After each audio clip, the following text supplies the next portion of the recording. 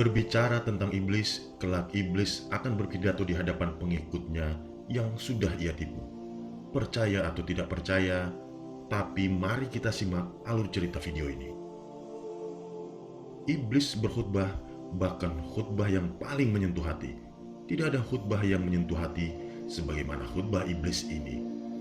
Kapan dan saat bagaimana ia berkesempatan pidato? Wallahu alam. Menurut tafsir Ibnu Katsir maupun tafsir At-Tabari, khutbah iblis ini merupakan pidato yang sangat menyentuh hati, bahkan sangat menyayat hati. Semua manusia dari kelompok penghuni neraka yang mendengarnya heboh dan menangis. Iblis menyampaikan khutbahnya di hadapan orang-orang yang mengikutinya yang telah ditetapkan oleh Allah Subhanahu wa Ta'ala masuk ke dalam neraka jahanam. Ketika mereka digiring menuju neraka jahanam, khutbah tersebut benar-benar masuk ke dalam hati para pengikut iblis. Khutbah yang mengalirkan air mata mereka, khutbah yang benar-benar telah menyadarkan mereka akan kesalahan-kesalahan mereka, khutbah yang menyadarkan mereka bahwasannya selama ini mereka hanya terperdaya oleh sang pemimpin iblis. Ketika neraka jahanam sudah melihat orang-orang yang akan dimasukkan ke dalamnya dari kejauhan, neraka kemudian semakin bergejolak dan membara, tidak sabar menanti kedatangan mereka. Allah Subhanahu wa Ta'ala berfirman, apabila neraka itu melihat mereka dari tempat yang jauh, mereka mendengar kegeramannya dan suara nyalanya. Kemudian firman Allah Subhanahu wa Ta'ala menyebutkan khutbah iblis yang menyentuh tersebut. Dan berkatalah syaitan tatkala perkara hisab telah diselesaikan, sesungguhnya Allah telah menjanjikan kepadamu janji yang benar, dan aku pun telah menjanjikan kepadamu, tetapi aku menyalahinya. Sekali-kali tidak ada kekuasaan bagiku terhadapmu, melainkan sekedar aku menyeru kamu, lalu kamu mematuhi seruanku. Oleh sebab itu, janganlah kamu mencerca aku, akan tetapi cercalah dirimu sendiri. Aku sekali-kali tidak dapat menolongmu, dan kamu pun sekali-kali tidak dapat menolongku.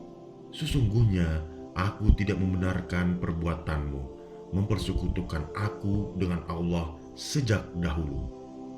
Sesungguhnya orang-orang yang zalim itu mendapat siksaan yang pedih.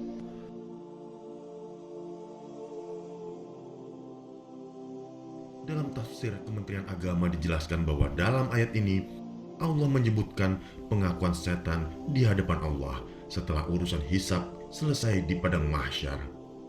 Di dalam khutbah tersebut, iblis mengatakan kepada para pengikutnya bahwa Allah telah memberikan janji kepada orang-orang tersebut, yaitu janji yang benar dan pasti ditepati. Sebenarnya Allah telah menunjukkan sedikit rahasia sebuah peristiwa di hari kiamat kelak ketika iblis berkhutbah di hadapan para pengikutnya. Peristiwa ini diungkapkan dan diterangkan oleh Allah di dalam Al-Quran, yaitu Quran Surat Ibrahim ayat 23. Allah berfirman, dan dimasukkanlah orang-orang yang beriman dan beramal soleh ke dalam surga yang mengalir di bawahnya sungai-sungai. Mereka kekal di dalamnya dengan seizin Tuhan mereka. Ucapan penghormatan mereka dalam surga itu ialah salam. Ia pun berlepas diri dari pengikutnya. Ia sama sekali tidak mau bertanggung jawab atas godaan-godaannya. Bahkan ia sama sekali tidak mau disalahkan dan dicela, akan tetapi ia menyuruh mereka, para pengikutnya, untuk mencela diri mereka sendiri. Bahkan ia mengaku sejak dulu kufur atau ingkar terhadap kesyirikan yang dilakukan oleh pengikutnya. Yang lebih menjadikan para pengikutnya tersentuh, iblis menutup khutbahnya dengan menyatakan bahwa sesungguhnya orang-orang zalim mendapatkan siksaan yang pedih. Lalu iblis menyebutkan tentang kenikmatan surga, yaitu orang-orang yang tidak mau menjadi pengikut iblis. Sungguh kehinaan dan kesedihan yang tidak bisa terbayangkan dalam hati para penghuni neraka tatkala mendengar khutbah dari sang pemimpin. Iblis itu punya target yang jelas, juga sangat sabar dan tekun.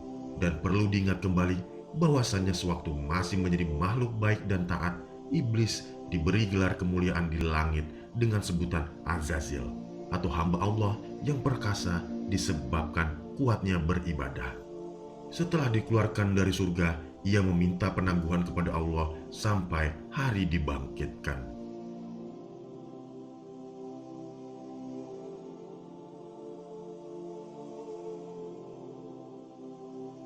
Demikianlah khutbah iblis tersebut setelah ia menggoda manusia, setelah ia menipu mereka, setelah menjerumuskan mereka dalam neraka, setelah tercapai cita-citanya, lalu ia pergi meninggalkan pengikutnya tanpa ada rasa apapun dan beban apapun. Marilah senantiasa kita berlindung kepada Allah Subhanahu wa Ta'ala dari setan agar tidak mendengarkan khutbahnya iblis kelak di hari kiamat. Semoga kita termasuk golongan orang-orang yang tidak mendengarkan khutbahnya iblis di hari kemudian.